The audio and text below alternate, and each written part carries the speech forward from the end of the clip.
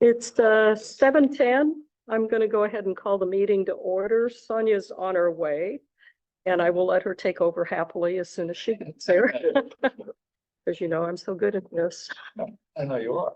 Yeah. Very good. Thank you. Thank you. So the first thing I always want to remind people is that you can find the minutes on our website, rolandopark.org.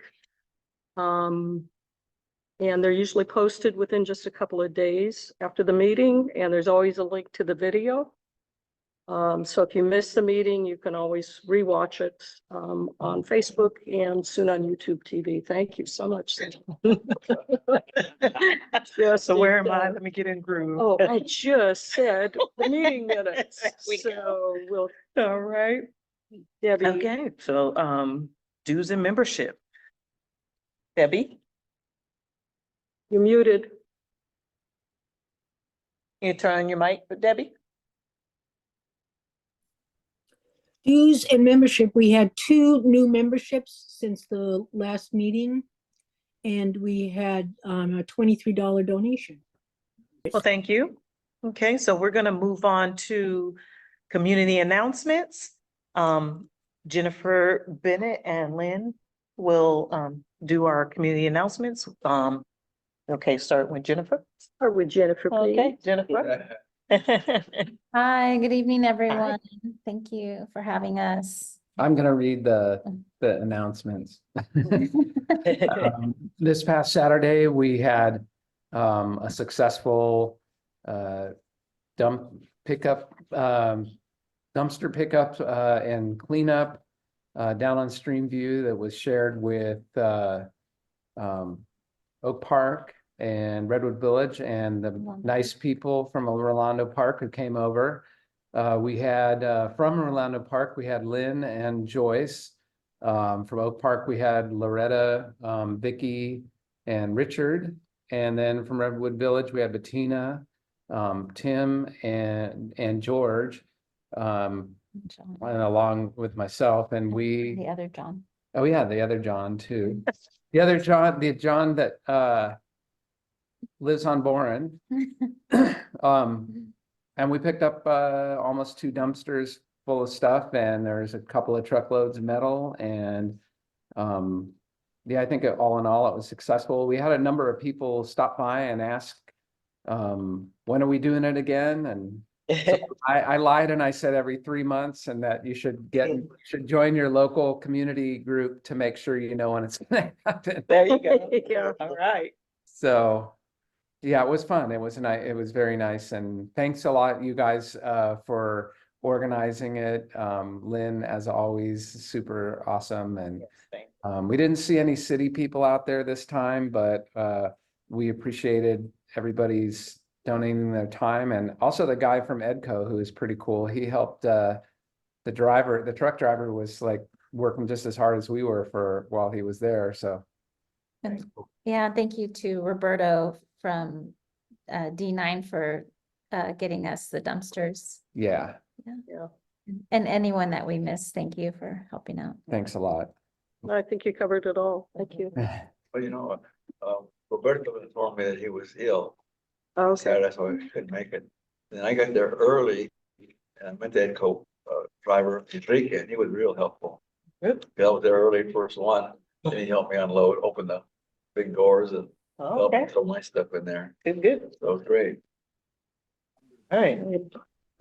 Well, thank you, Jennifer. So on to Lynn. Okay, thanks. I don't want to be repetitive. I just want to say that videos are on Facebook, as they always have been, and we're now putting them up on YouTube. We have our own channel, Rolando Park _ Redwood Village Community Council. So if you go out to YouTube and do a search, otherwise the link will be in the minutes after the meeting. Takes us a couple days, and you can find the video out there. And hopefully this will move on. Joyce Cadillo, who joined us as a member at large, is our liaison now with SOAPMAT, and that's the opioid outpatient treatment center that'll be opening at Rolando Plaza. If you have any concerns or issues, you can, she's not at the meeting and you don't contact her via chat. through Zoom, you can email us, contact us at rolandopark.org, and we'll put you in touch with Joyce if you have any concerns, issues at all. Tomorrow night, Eastern Area Communities, our planning group. We're meeting tomorrow night, and we have a presentation on short-term rentals, housing crisis or hoarding crisis. Take it any way you want to. That'll be an interesting dialogue about short-term rentals. And by the way, we have 15 in Rolando Park, and I believe 25 in Redwood Village, in case anyone wants to know. Does that mean like Airbnb? That's Airbnb, short-term rentals. You do need a license. Yep, permit from the city. Really? This is repetitive, but thank you again to everyone that came on Saturday. We not only almost filled 2 dumpsters, but Vicky Church sent me a text later to say that we recycled more than 1,100 pounds of metal. And that's metal that's recycled instead of going to the landfill. So that's always good, we think. Upcoming events, this Saturday, we have 2. This Saturday, over at the Oak Park Library, they're holding a book sale. And the library's over there at 2802 54th Street from 9:30 to 3:30 p.m. And at Choyas Lake, we need volunteers. There's Choyas Lake, they're doing a trail restoration over there. That's from 9 a.m. to 12 p.m. And I see I forgot to take something out because April 28th, we'll be looking for volunteers to clean the lower field and the joint use parking lot. It's full of weeds again. We cleaned this out last summer just before the movie and the park event so that it would look spiffy for all the people who don't live in Rolando Park. They'd be impressed with how clean it looked, and it looked great. And it looks so good that we've decided that we need to do it a couple times a year. And we're going to get some volunteers from the PTA. Some parents are going to come over and give us a hand. If it goes like last year, we cleaned the whole area in less than an hour. And we filled about 12 bags. And I think that's it for now. I'll stop sharing. Thank you. Thank you, Lynn. All right, so we're going to move on to public comments on non-agenda items. And please, we'd like to keep those to 2 minutes. Do we have any public comments tonight? Anyone online, raise your hand. Olivia, I'm sorry, Principal Noriega. I'm sorry, a little too casual here. Hi, everyone. Good evening. I just joined tonight. I wanted to share, and I think I heard some discussion earlier before the meeting started, that it sounds like Xena Canyon has the urban core, from what I understand, started today cleaning up in that area. I only knew about it because San Diego Unified School Police came on site to let us know that they were in need of restroom facilities, some of the workers that are down there. So they don't have a restroom facility. They're asking that they use our staff restroom, which we have outside of our gate.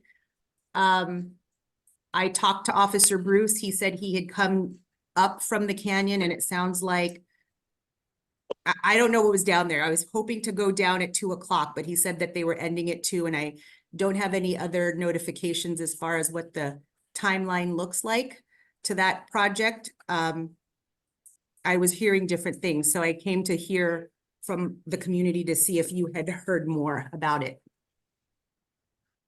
We're going to let Officer Cummings give us an update here just in a few minutes. Thank you. Okay, any other comments? I see a hand up over there. There on the screen, Carolyn, or is that just a hand? Yeah, that's a hand up. Okay, so she, okay. No, Anybody else? John? John? Hopefully this has been reported on that, get it fixed thing. I was driving right near Darnell School. That's huge, sure, but anyway, boy, that road is rough. It looks really bad. It's really, it's like it really gotten worse. Yeah. Oh, I can't believe, I guess because maybe so much traffic that goes through there. I have- In the rain, all the rain on top of that, yeah. There's another one too, as you turn into Target, left turn, but that lane there's got a big pothole. Mhm. Yeah, definitely. If you have potholes, you probably want to put that in for sure. So that they can come fill those I potholes. wonder if it's should have, someone probably should have reported it already. I don't know if you need several. I want to People- say, don't assume somebody did. I wonder, You may just want to go ahead and I take a guess picture and put it in. it's important that they get many complaints or reports about more than one. I think it still kind of goes by whenever they have the time to get out there. So hopefully one person has a big voice. Yeah. Also, Potholes get filled within a couple of days Yeah. generally. So the sooner you file it, the sooner someone will be out. They were way behind Yeah. on that. John, did you have your hand up? I see Lucero. Yeah, Oh. there's in, but Oh. John. Yeah, Rosen? I have a little bit of insight on that area, the corner where Boren turns into Hughes Street by Darnall School. There's a couple of bad situation there as far as the street goes. One is that it's been a construction site at the school for a few years now. And there's heavy equipment that goes in and out of there, and we've been told that until the construction's done, they don't see any reason to pave it. And also the Hughes Street was undergrounded a couple of years ago. They finished the project, and you know how they finish the undergrounding project and it takes 2 to 4 years to pave the street after they do that. So it's only been 2 years. So sometime in the next couple of years, we're supposed to get the street paved, and I'm assuming they'll pave that really bad spot in front of the school there at the same time, hopefully. Anyway, that's what we've heard. Feel free to report it. Yeah, feel free to report it. So Get it done. potholes, I think maybe somebody could report. I don't know about them being able to repay. I think that's already on the schedule, John. They Um, said if, it takes 2 to 4 years. Well, that's for the repaving, but I think maybe That's what potholes may be potholes- different.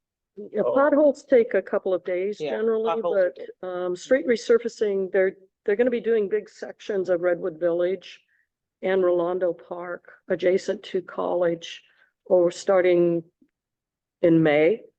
And these are like 1 to 2 year projects, so they're not gonna be repaving those streets until they're done. These are sewer and water main replacements.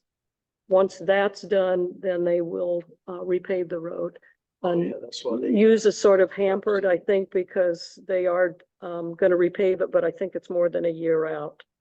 Yeah. I looked that up for Eric and Sandy Weber. They asked about it, so. Yeah, I think they kind of, because this construction of the school, Yeah. they're sort of, oh, we can put it off. We talked to some people out here one day and they're like, yeah. Get done someday, but you might not be alive still. All right.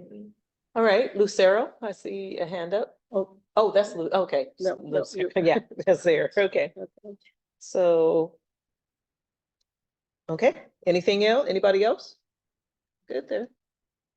Okay, so we're gonna move on to our community reports.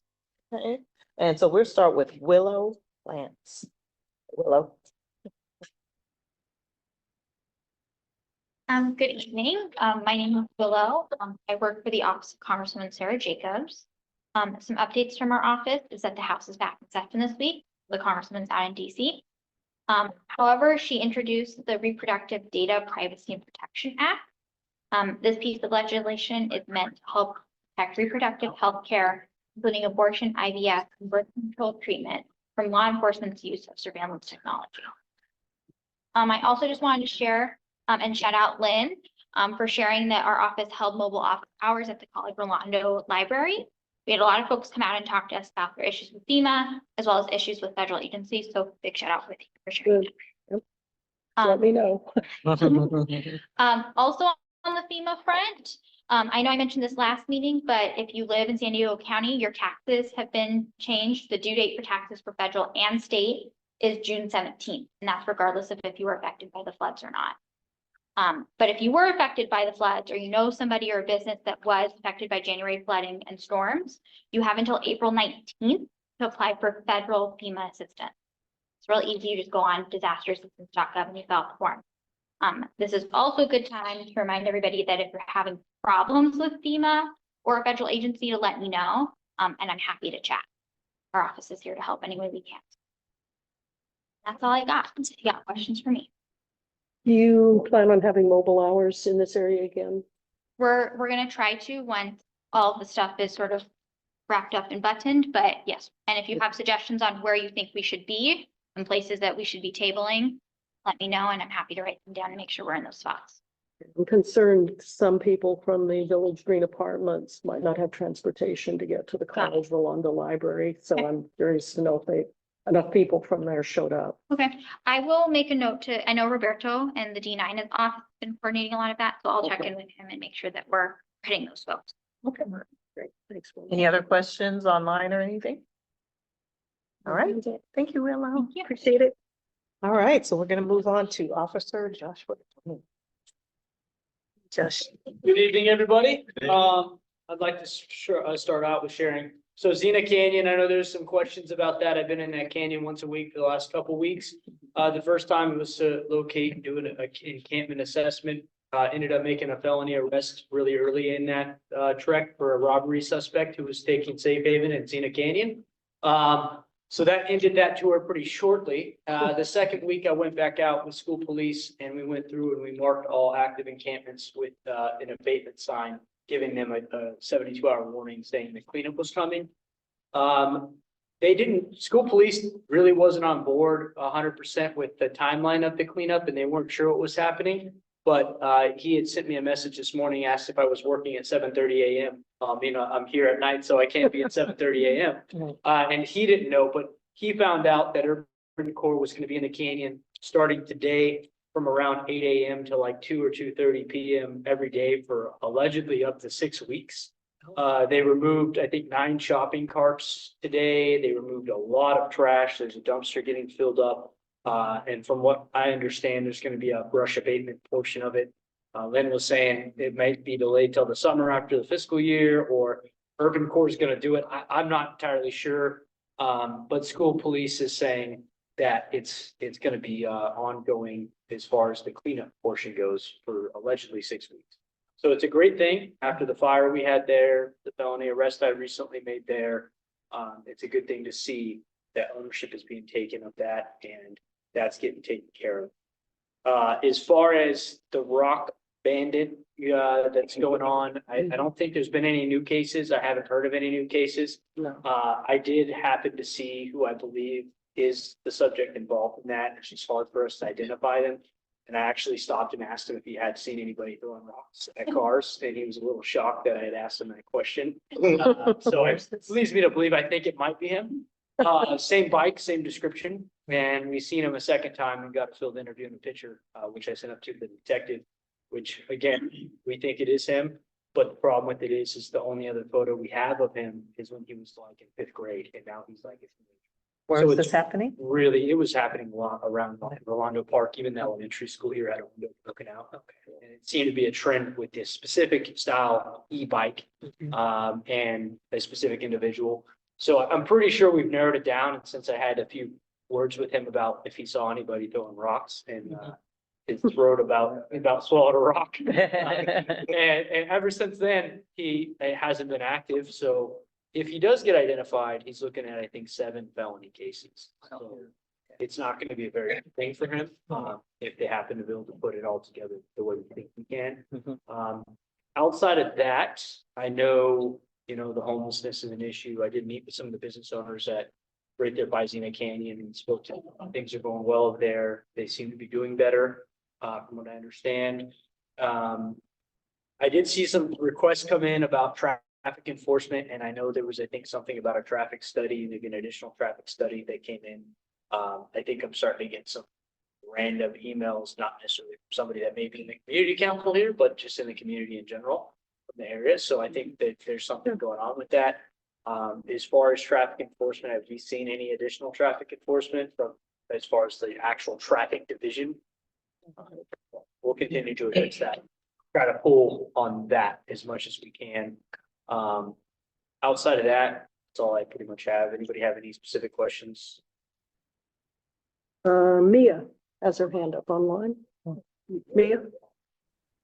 Yeah. So in terms of the rock thrower, is the person a resident of Rolando Park? We believe he is. We believe, possibly a similar optimistic grande. And is But I it, can't really share specifics because we don't 100% know it's him. And I'm not gonna put out certain information because I don't want that person to become maybe a target of the community, and it may not be him, right? We just have reasonable suspicion to believe that it's possibly him as of right now. okay, my other question is there any update on the machete wielding guy that was all over next door a couple of weeks ago? It's because some people think that he lives in the neighborhood as well. No update on the machete guy. I actually got that as a get it done. And I guess, and then it came in from CBS 8 News somehow. So CBS 8 News tends to monitor next door and they look for stories. And then they get involved in things. And that's totally fine. But as far as when I get it done about a guy waving a machete, I'm not gonna get it done for like a week because of the pipeline it goes through before it gets to me. And by the time I see that, I have nothing but there was a guy waving a machete 5 days ago at a certain area and that guy's no longer there. So in the event that we see a guy waving around a machete, that's gotta be a 911 call.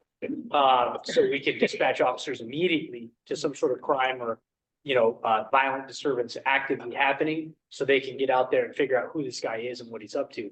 But if it goes through the get it done pipeline, which goes to neighborhood policing division, which then goes to a sergeant who then sends it to me, it's gonna be real hard for us to figure anything out with that.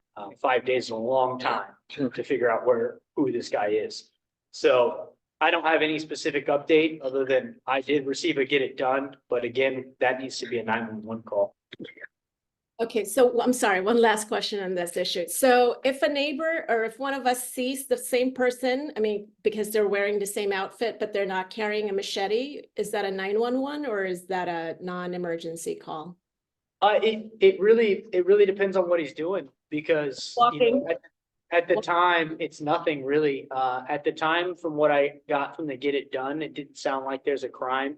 You got to remember that it's not a crime to necessarily carry a machete around.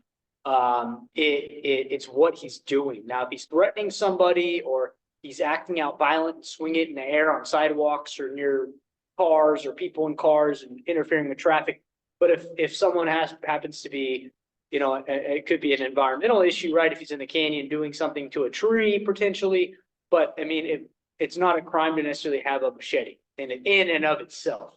We get a lot of these calls, which come in as what we call 415 weapons, which is a disturbance with a weapon.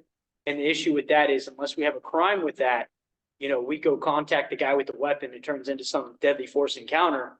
What crime or what reasonable suspicion or probable cause do we have to even talk to this guy? So we do get that a lot, and those are very high risk calls for us in certain circumstances. So it all comes down to what the person is doing at the time. If we happen to see the same guy now just walking through the neighborhood and he's not casing a car, a house, swinging a machete, has a machete, nothing, then there's really he's just a transient in the area or a citizen walking down the street. At this point, there's nothing we can do with anything like that because there was no crime that occurred that day. Very long-winded question or answer. I'm sorry. No worries. Thank you. Clarity helps. Any other I would questions? say comment, you would think, I would think if a person's carrying a machete, there's a risk factor there. I mean, maybe it depends on the purpose or the reason why this person's carrying a machete. I don't know if he's paranoid. If he's paranoid, he could attack, but I mean, it's unusual for a person to carry, say, a weapon like that. There's a reason and a purpose, maybe an intent to use it. So I like, sometimes preventative thing, which I know is hard instead of after the fact when the person already committed some crime, could have been prevented maybe. Yeah, To check on- unfortunately, to check- the law doesn't go I off know. based off I know. of what someone might do or may do. It goes off of what's happening. After some. It kind of goes along the lines of, I remember a while back when the Second Amendment was a big deal and people were carrying around a slinged rifle in public. That happened in numerous states, maybe not so much here, but it did happen in numerous states. And it was a challenge, right? Because a police officer is going to go out and contact this guy who's carrying this legally slung, unloaded firearm. In certain states, it's not a crime to do that. No, I And understand. the police officer would go and con it, and now it's a Second Amendment issue with the Constitution. So And a lot of people are go with the program. Some people do it just to see what they can do with the police and what rights will violate so they can have a lawsuit. So it's a very variable situation. You can always call in the 415 weapon is what we call it, a man with a weapon, and officers will come out and contact. Just understand that based off of what he's doing with it, it's just like a long sheath knife. You can carry a sheath knife, it just has to be exposed, it has to be sheathed, it has to be fixed to your belt. Sometimes I wonder, for example, some mass murder, in a situation, a person goes into, they got their weapon, the AR-15, and they're going into a store or, it seems like it's okay. He's not doing anything at the time, but then he goes in there and then, in other words, it should be reported. But yeah, but a big deal again, it's an assumption. It's happened that someone goes in there and starts shooting. Yeah, you worry about an assumption, right? You don't know. You don't what they're know. gonna do. Good at checking out though. Yeah. It's kind of suspicious. Yeah. Yep. And people will, again, feel free to call it in as a 415 weapon. It's a disturbance with a guy carrying a weapon or a guy with a knife or whatever it is. We make contact with those people all the time. It just comes down to what are the people, like you would not believe, I have followed a guy around in a parade of police cars, walking around the public, waving a knife around, like high on narcotics. And that becomes a very high risk situation because the guy has not committed a crime. He's not in a danger to anybody at that present point in time. So if we go out and initiate a certain contact and get ourselves into some sort of use of force, which ends up in being in a shooting, we just shot somebody for not committing any crime. He's under the influence. That's a crime, but is that crime enough for us to take someone's life? So there's a lot being weighed in these encounters with people with weapons. We do it every day. We do it all the time. And it's our job, and feel free to call anything in and we will go out and investigate it to the best of our ability. But please understand, there is certain laws to protect people. It's not a crime to carry, again, a long sheath knife or anything like that in public.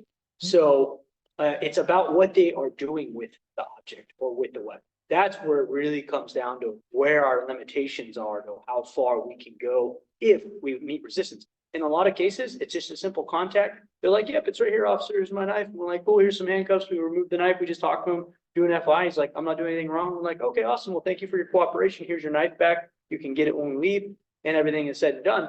And there was nothing but a guy carrying a knife. People call that stuff in all the time. People call in, hey, there's a guy with this long thing. I think it's a rifle. And we make contact and there is no rifle. We will make those contacts again every single day, all the time. We do it, but understand that they're until we reevaluate them. If we don't get compliance, we have to figure out if there's a crime. If there's no crime, it's really hard for us to do certain things depending on what that is.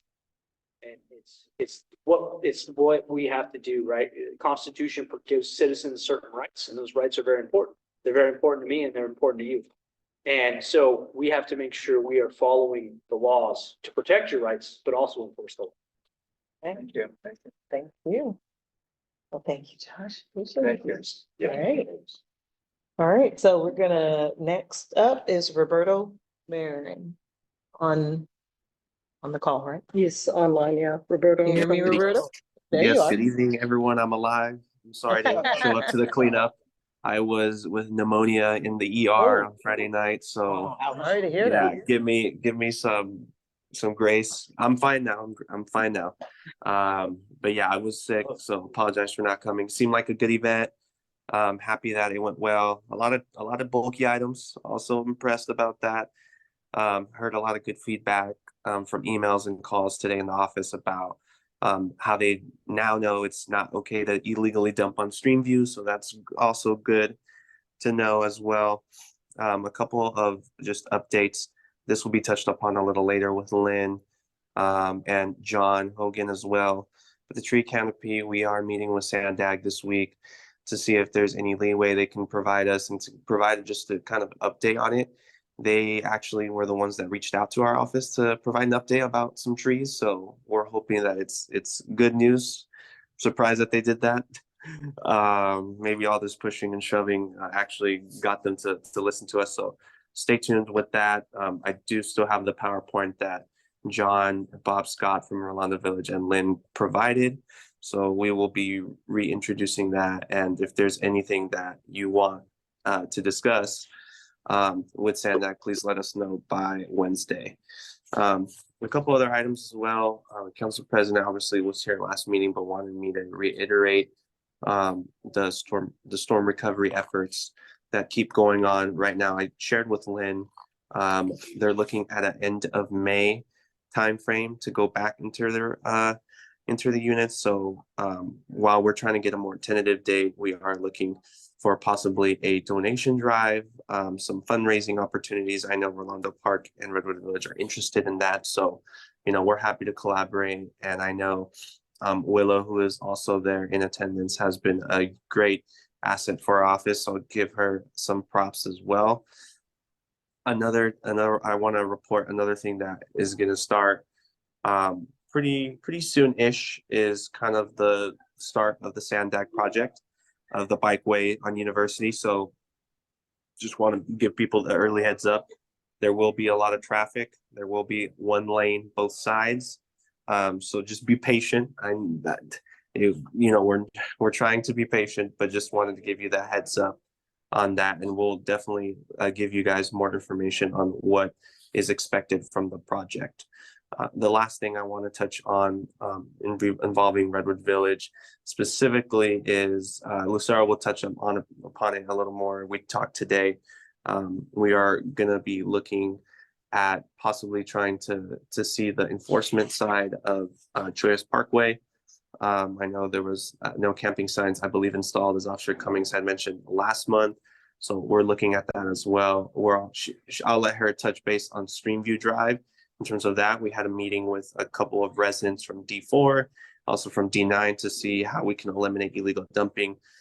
So I'm going to actually pass it off to Lucero, unless there's anyone that has questions relating to anything D9. Like on the university, does it go all the way through to La Mesa to the end of where it ends? The section, the University Bikeway will pick up just on the other side of 54th Street, because they're just completing the section through City Heights now. Okay. I think it picks up on Estella Street, will cross 54th, and then it ends at 69th because it's a boundary for. Okay, Rolando so it Park. doesn't go through La Mesa. They have their own plans. It's already striped, and that's their idea of bike safety, I guess. But Okay, there's a so striped lane. yeah, there'll be 2 lanes after 70th Yes. on University. Yeah. Okay. And there will be 2 lanes through from 54th to College. For whatever reason, they're leaving those 4 lanes open, but from College to 69th, they're Okay. reducing the road down to 1 lane each got way. And that's permanent. That's called road diet. Yeah. And it's to have a dedicated bike lane and also slow traffic down a little bit in this area. Back there, call. And yes, there'll be the backup. So that goes without saying. Traffic through 69. All right. So then we're going to move that on to Lucero Maganda. Hi, Lucero. Hi, everyone. Good evening. Apologies. I'm reporting from outside another meeting. Did want to pick up. Thank you, Roberto. We did chat today about the conversation on Streamview Drive. Trying to address the ongoing issues of illegal dumping along Streamview Drive. One of the action items and suggestions that came out from meeting with the residents was requesting no illegal dumping signs as a visual reminder and a deterrent to folks taking that as a dumping ground. So we have heard back from after some back and forth with the Environmental Services Department and Transportation about who does what. I was able to confirm that we are able to install the no illegal dumping signs along Streamview Drive. So got that confirmation from the Environmental Services Department. The next step is to give them a list of the locations where we want to install those signs. So we'll be working with the Transportation Department because they're the ones that actually do the sign installation. So a little bit of back and forth there, but I'm sure it's a good first step. I know that this is not the resolution. Ultimately, we want to make sure that it doesn't happen, but I do think that this will be a good visual reminder and deterrent. So I'll be working with you all in Council Districts 9 and 4 on solidifying those locations. I did propose that we have an on-site meeting to make sure that we're all on the same page, about where those locations are, but just a little bit of good news and a little bit of progress on that end. I will be available shortly after my report if you have any questions. I do have to step back in, but I wanted to share some of the updates from our office as well, more on the citywide. What has the mayor been working on and what are we doing on some of the most concerning items? It's a lengthy report, so I want to be mindful of time. I also did send a written report out, so feel free to circulate that and reach out if you have any questions. But first and foremost, I wanted to touch base on our efforts to address homelessness. The mayor did recently unveil his plan to establish the city's largest ever long-term shelter for folks experiencing homelessness. This will be a space that will have the capacity to serve 1,000 people and get them off the street. And I hope that you will be very excited that it is not in districts 8, 9, or 4. It is actually, the proposed location is on the intersection of Kettner Boulevard and Vine Street. This is in the Middletown / Pacific Highway area. That's Council District 2. So not us, but just wanted to make sure that I share that with you all. Again, this will be something that is being proposed and it will go through committee, and then if it passes through committee, go through full council. But I wanted to share an overview. As I've shared before, there are different ways that we are looking through our homelessness strategies and solutions department to strategize and diversify our shelter portfolio. So whether that be the safe sleeping program at the OLA and 20th and B sites, which gives the folks the option to, if they choose to remain on their tents, to do so in a location that is safer and that is not on the streets, that is not safe for them or for anyone. As well as to this new proposal to work alongside some of the other things that we worked on, right? Like last year, I shared with you all as we were going through the proposal of the now law of the unsafe camping ordinance, which again, we want to make sure that we're doing a little bit of both to ensure that not only we're making sure that the streets are clean and safe, but also that we're providing resources for folks that need them. So wanted to share that with you all. A couple of updates on the public safety. And as you know, the mayor announced his appointment for the next chief of police after a nationwide search. So he is appointing Assistant Chief Scott Wall. I should know this. I'd be saying it all day to be the next chief of police. So just wanted to make sure that if you weren't aware, that you know that was his recommendation and appointment.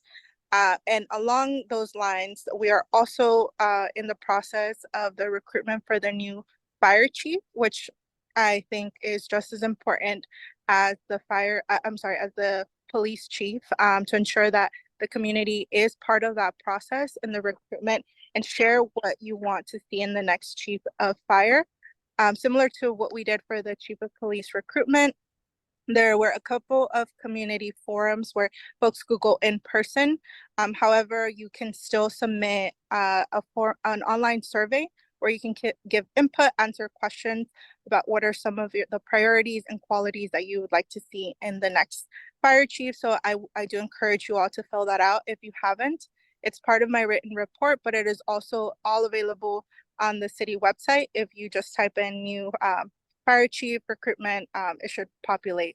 But feel free to reach out if you are not able to locate that.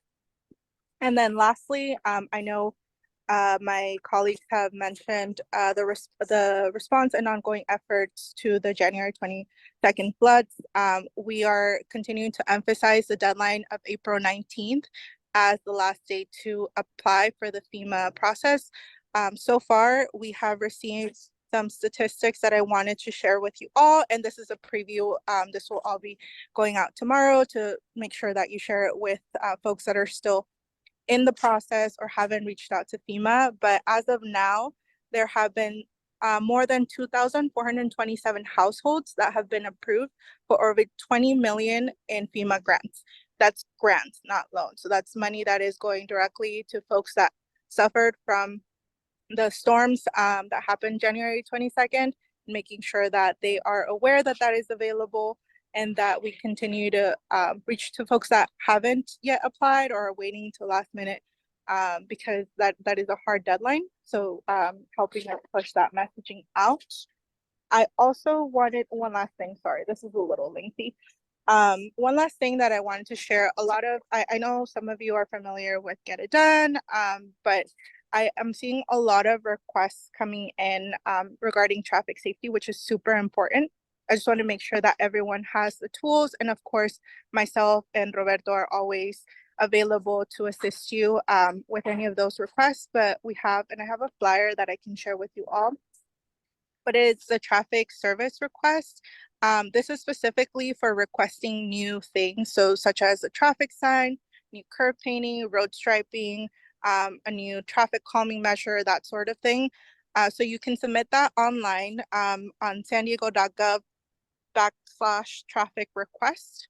You can also do that via the Get It Done app, or you can reach out to any of us and we can, your council representative or myself, and we can work to submit that on your behalf, making sure that the department is aware of those requests. And it's really critical to have them on in the queue to make sure not just the traffic requests, for any traffic study requests, those usually take about 90 days for evaluation. So that sort of thing, we want to make sure that it is in the queue, because oftentimes if we're not reporting it right, or if it's not in the queue, then it's less likely to get addressed. And I know sometimes we have to be a little patient, but it is helpful to have things in the queue already. And that way myself or Roberto can help make sure that it's on the right track and that we get you those answers from the department. That was lengthy. I'm sorry, I think I was talking too fast, but let me know if you have any questions. I will try to listen, but I also have to step back in. Thank you, Lucero. All right, questions, Joe? On that proposal for that large facility, 1,000 whatever bed there on Kettner. It seems like the contract is for like, I don't know, it's 25 or 30, 35 years plus option for another 5-year extension. Does that kind of mean that we'll never be able to build enough low income or shelters for the homeless? I mean, it's kind of like we're make a long-term commitment on this large kind of warehouse building. Probably not. Is that kind of knowledge that we're not gonna be able to build enough low income or shelters for because it's a long term, it's like 25, 30 years commitment to a contract. It is a 35 year. However, I took a couple of things. It is an additional 1,000 beds. What we're trying to solve for is the issue right now. All of the problems that we're facing right now. Us having a lease does not mean that it will only ever serve as a shelter.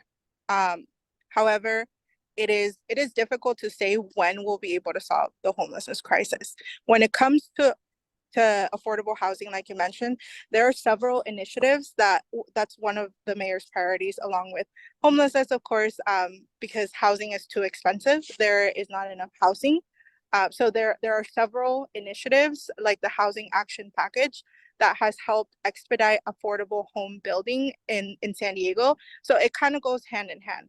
I would say, I wouldn't necessarily say that committing to a lease that long means that we just think that it's never going to end, but it is being, an effort to address what is now, but then also having that opportunity to have that space available should the need still be there, right? Like I don't even know if I'm going to be here in 35 years.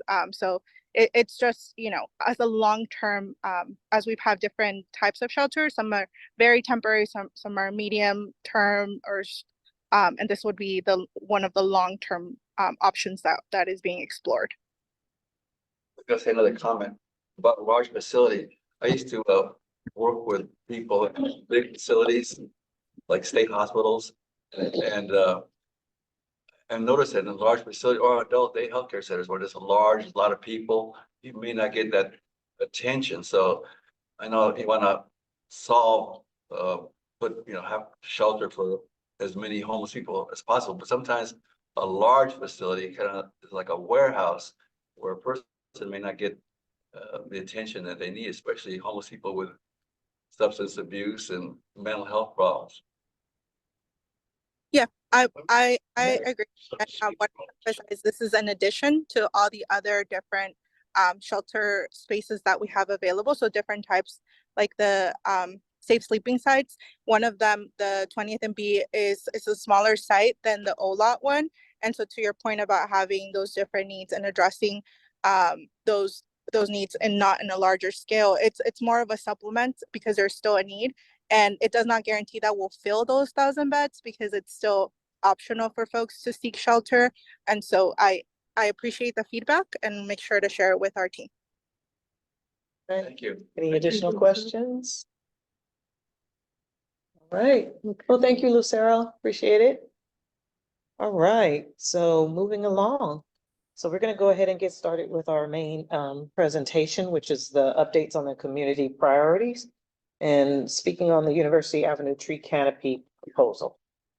And Roberto actually touched on it quite a bit. So maybe much faster than we thought. Just a reminder, those are the priorities we have this year. We're really focused on the top 3 because a couple of others are actually in process and on hold for now. And what version?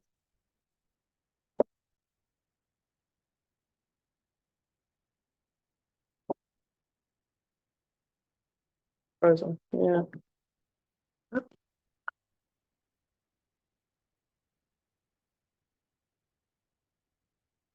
Out of it.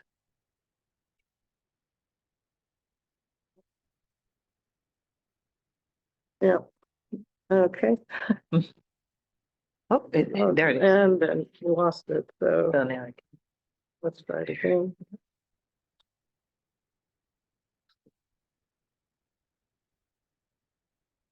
There we go.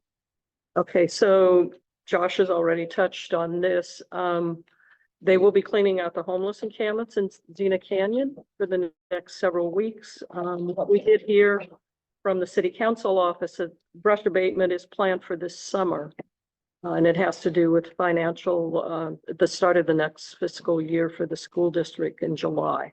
So for the time being, we're not going to be writing a letter at this time. Let's see what happens for a few weeks and move on with that. This is sort of sad news for people who live on Aragon and Loma Alta, because this is like the 3rd time in 7 years that requests have been put in for traffic calming. And so this time they looked at the 38 and 3900 blocks of Loma Alta and Aragon Drive.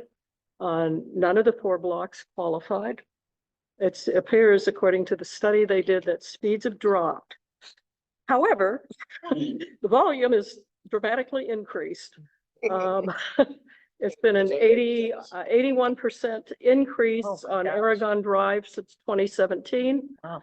From just over 1,700 cars to over 3,100 cars Oh now. my gosh. A month, A day, a day. a day, Wow. yeah.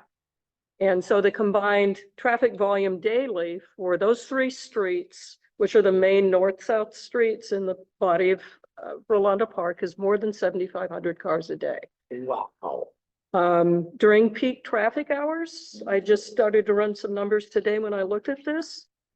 Between the 3,900 block of those 3 streets, between the hours of 2 to 6, there's about 600 cars an hour going through. Oh my God. Ridiculous. Of course, the problem is no one's speeding because there's so many cars. Yes. So we are actually a little bit more concerned about air pollution at this point because we are sandwiched between the 94 and University, which is a major corridor. Well, it's not gonna be when it's down to 1 lane. Well, no, there's, Yeah, it'll still be a even pain. more, and it Yeah. won't, that won't help our cut through issue at all. I don't know how this is going to work. There's some pretty upset residents there, and they've actually asked about getting an outside traffic consultant to validate the study and make sure it's real. Yeah. We'll have to go on. I will say in November, we had 2 people here who asked about studies. One asked for a stop sign at Donna Way and Donna Avenue. Joyce let me know just before the meeting. Thank you, Joyce. That stop sign was installed today. Yeah. Oh, nice. So thanks again to people who show up at the meetings and advocate and ask questions about where we can get help. Because getting a stop sign there is huge. That's a street. There's a lot of kids out there playing, and it's a very family-centered little cluster there. They like their kids to be able to play ball in the street. And you can't do that if you have people blowing, That you is know. amazingly fast to get Yeah. that stop sign. Yeah. No, she was here in November. Yeah. Oh, I thought it was talked about. It was Oh, approved at the end of January because I get notified from the planning group about it. The other person who was here in November, I'm sorry to say, he asked about 69th between Celia Vista and University. And once again, this street didn't qualify. The volume's about what it's always been, but magically again, the speed seems to be lower. So I flustered, frustrated, and we'll have to see what happens. But you can ask for additional traffic enforcement. We have this number up on our website under community links. If you see a lot of speeding, please, if you see people blowing through stop signs, ask for additional traffic enforcement patrols. We are not getting any in Rolando Park. I can tell you that. We had someone here a year ago when they put the radar sign in on Aragon. He stayed for an hour. That's the first time we had someone in the neighborhood since the beginning of the pandemic, and no one's been back. We've never seen traffic enforcement patrol since then. I don't even know where to go with that. And last, on helping our Village Green Apartments, Michelle is coordinating for us. We're thinking about a local restaurant day of giving kind of fundraiser. She's coordinating. I think we decided on maybe about 3 restaurants. And so we'll coordinate. We're just going to do one day and we'll announce it on social media and everything. But you can go to any one of those 3 restaurants and they'll be donating a percentage to our flood victims. And then I made contact last week, thanks to Roberto, with the management team from Village Green. They are supposed to give us a needs list this week on what victims need to help them get moved back into their apartments. I think Roberto said end of May. I think it's going to be end of May, first part of June is what it looks like. They're still cleaning stuff out before the construction people can come back in. So that's, we'll keep you posted. We'll have a lot more information next month, I think, on that. Okay. And see if I can. You want to close it all or just close that current? I just want to close this one. So then say current. No, It's current. thank you. I'm also challenged because the battery died on my mouse. Oh, I know. It's, one of those days. So the other thing I wanted to touch on tonight too is I don't want Roberto to steal all of our thunder because John Hogan, who's online, and John can jump in anytime. Thank you. John and I and Jennifer are all also on the group for our planning group in this area, the Eastern area. And myself and John joined this last year with Bob Scott, who's from Rolando Village, on a project that we've been trying to get done since we found out the bikeway was not going to have any landscaping. This is one of the few bikeways that Sandag is installing where they didn't see a need to do any landscaping east of 54. Except they did consent last year and they will be installing 12 trees. Only one of them would be between College and Aragon. So for the last 2 years, Bob and I have been talking to the District 9 office. Roberto is actually the 5th community representative that we have talked with and tried to work with for the last 2 years to try and get a tree canopy done in the median of University. And it's really very simple. You're putting a bikeway in. How can any ride on a bikeway in the heat that we sometimes see off the asphalt? It just doesn't make any sense. So we talked to Roberto. I'm just going to flash through some of this real quick for you. If you can read this. This bikeway project is supposed to start this summer.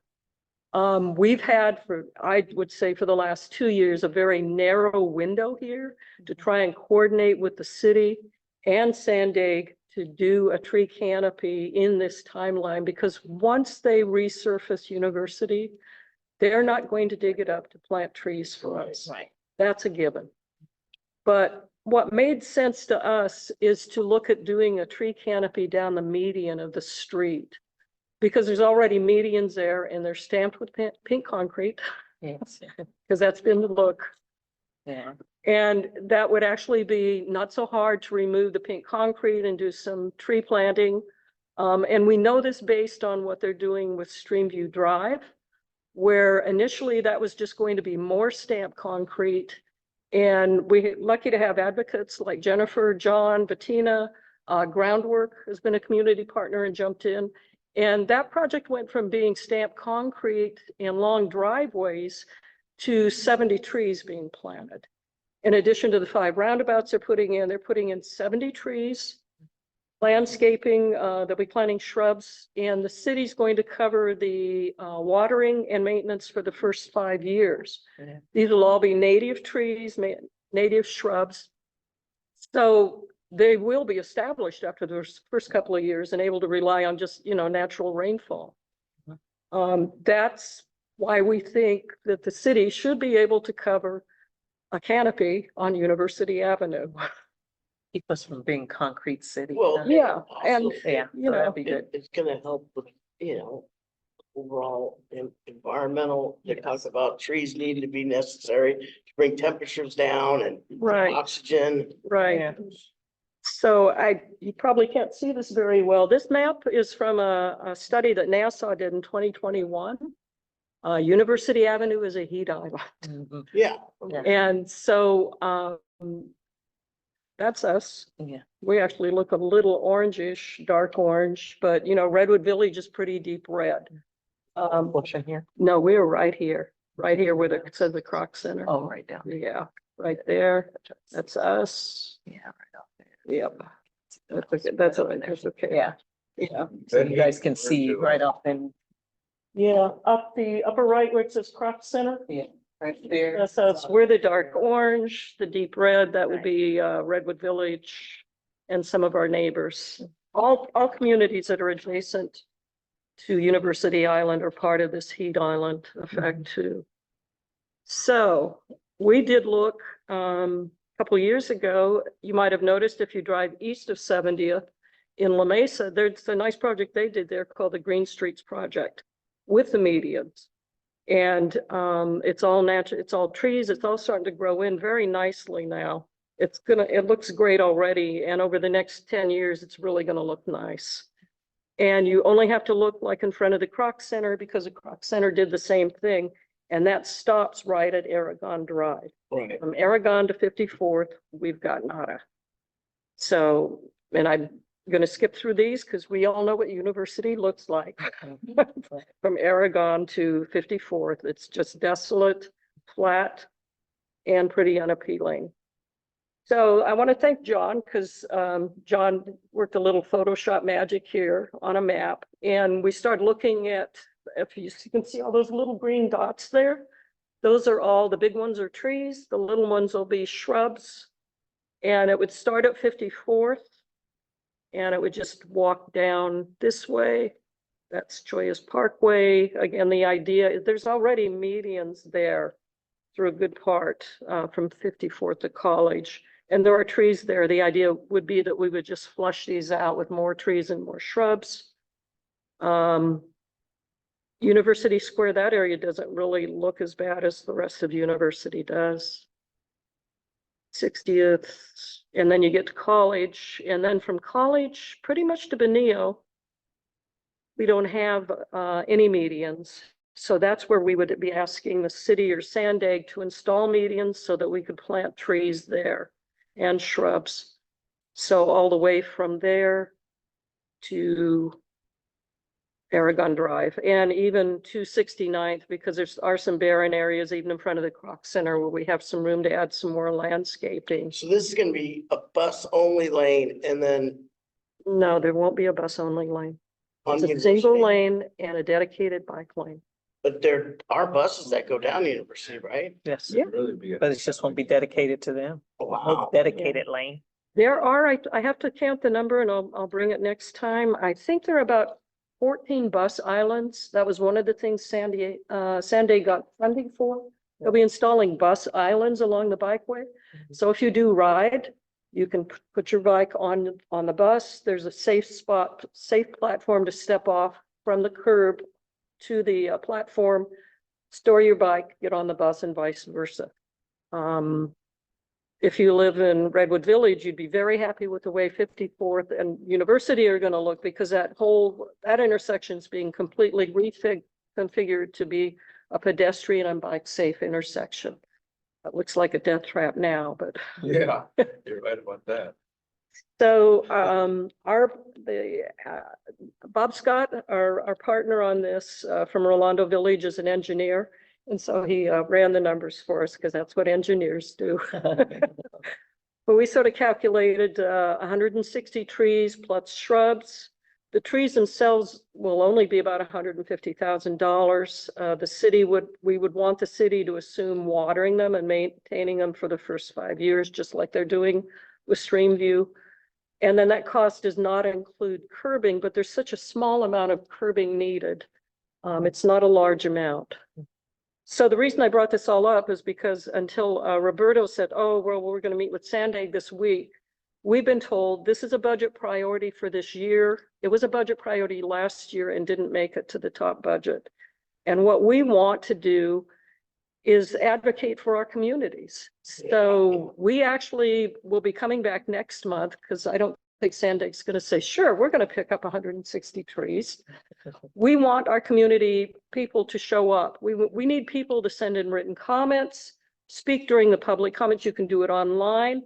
We want a few people to go with us to city council when they have hearings, and you can either speak for this project, or you can cede our time so that the people who would be doing a presentation have enough time to actually show what we think this should look like.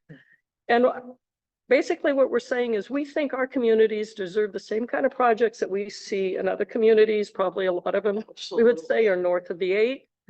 But if you go out and you look at bikeways that have been done by Sandag anywhere else in the city, you're going to see nice landscaping. They just made a decision they weren't going to do any on this part of the bikeway. Why? I don't know. We don't know. I always feel like it's because we're literally on the outskirt of the city.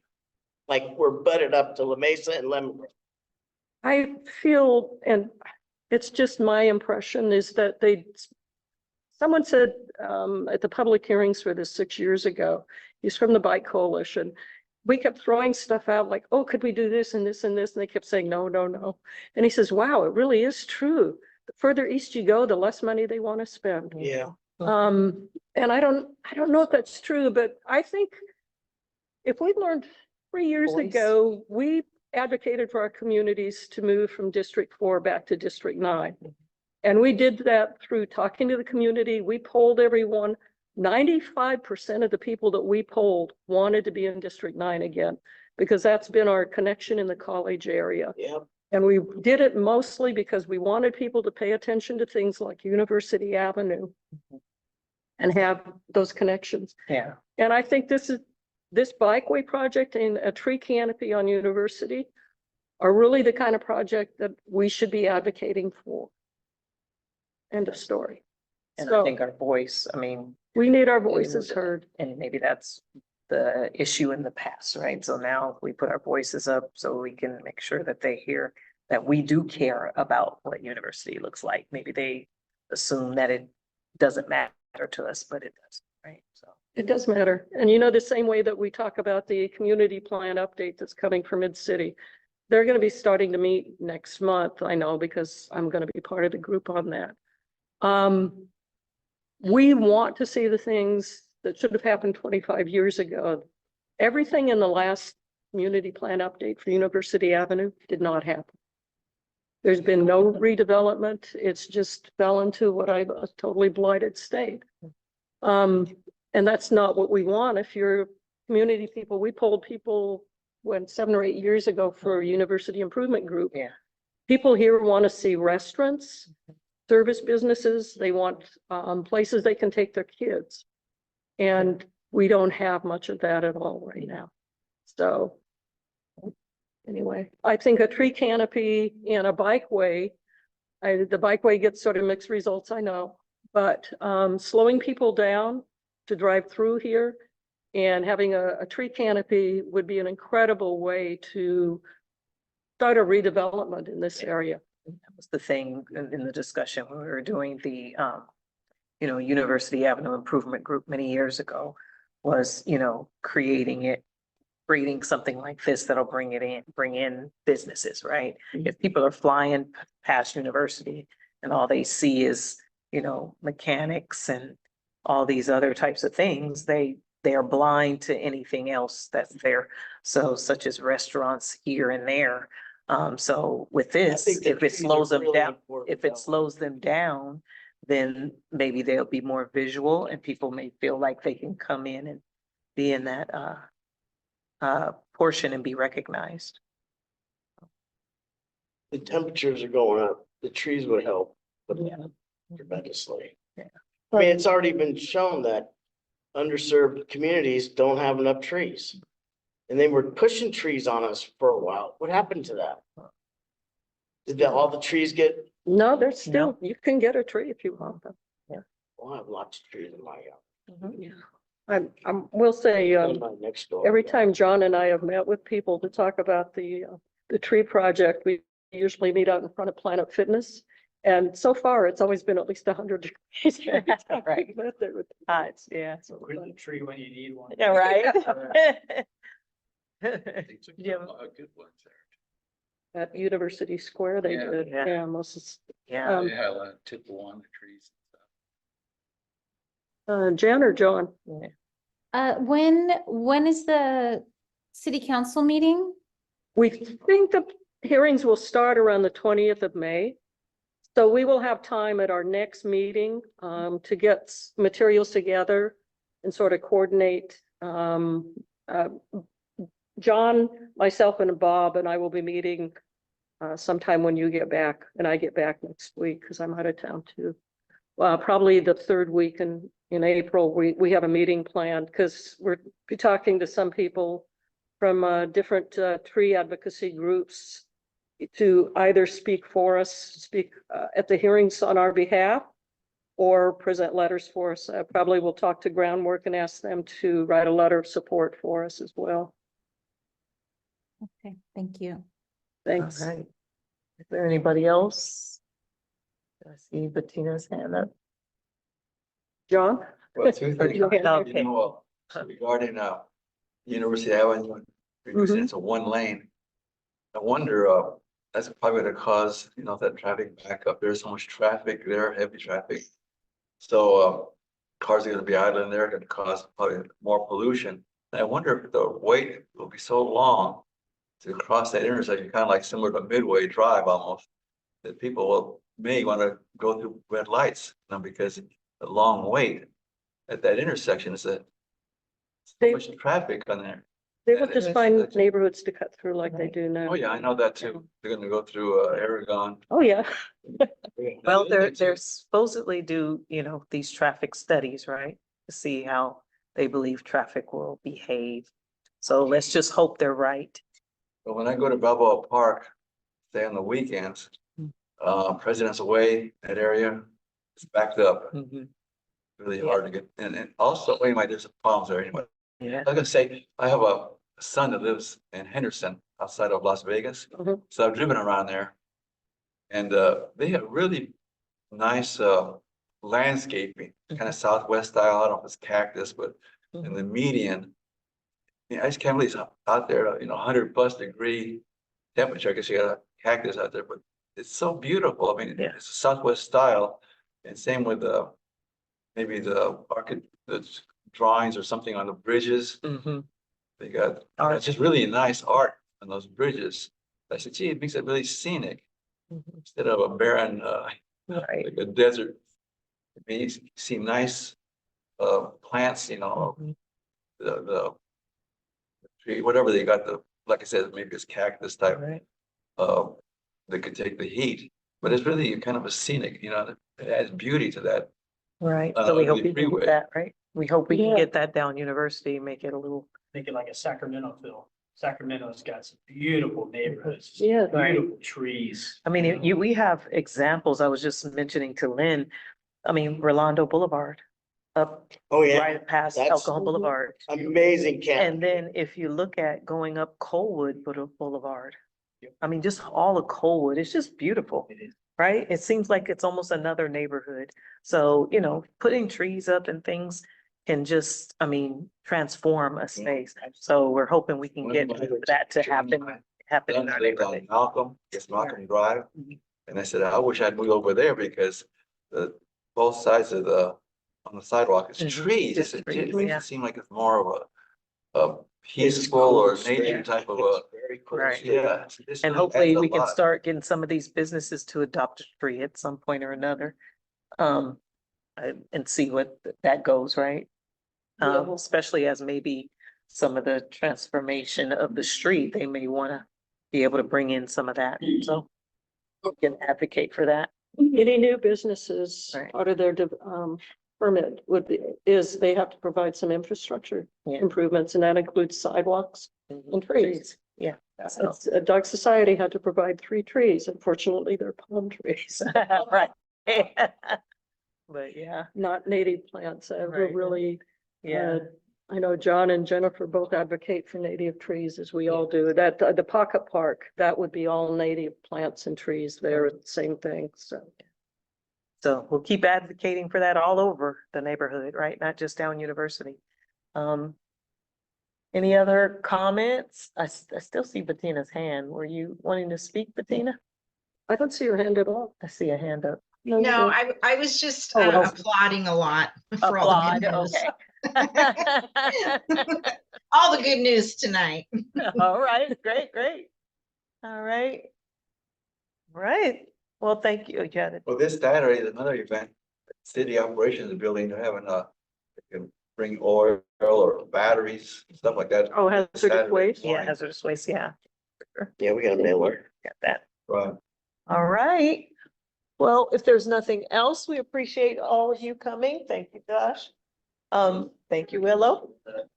And thank you all our representatives who've come and spoke. You guys have a great evening. See you next month. Thank Everyone. you, too. Thank you. Bye. Thank you. Bye-bye. Thanks, Willow. Thanks. April, next Sunday, the 14th.